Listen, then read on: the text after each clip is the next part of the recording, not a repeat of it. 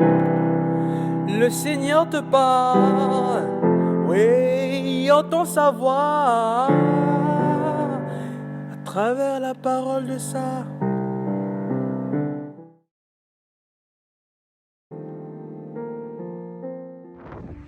Bien-aimés dans le Christ, dans l'évangile d'aujourd'hui, le Seigneur nous rappelle à la fin de l'évangile qu'il y aura un seul pasteur et un seul troupeau.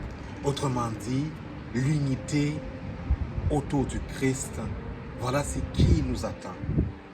Cette unité, nous la vivrons auprès de Dieu lorsque tout sera accompli. Mais bien-aimés dans le Christ, cette unité est à commencer aujourd'hui. Elle est à vivre dès aujourd'hui.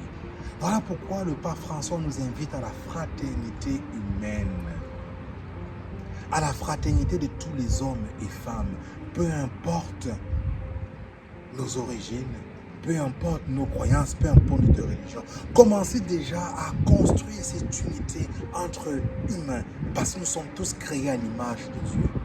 Ça, c'est la première étape. Mais la seconde étape, justement, porte sur l'unité autour du Christ. Autour du Christ, qui lui seul sauve, qui lui seul apporte le salut au monde. Oui, bien-aimé dans le Christ, il ne s'agit pas ici de n'importe quelle unité. Il ne s'agit pas ici d'une quelconque entente, juste par convenance ou pour faire plaisir aux autres. Mais il s'agit ici d'être rassemblés autour d'un seul pasteur, le Christ, le bon berger, lui qui donne sa vie, lui qui a donné sa vie pour nous et qui nous invite aujourd'hui à donner notre vie pour nos frères et nos sœurs, même pour ceux et celles qui ne croient pas. Souvenons-nous, le bon berger abandonne la brebis égarée pour aller chercher, abandonne les 99 autres brebis pour aller chercher la brebis égarée.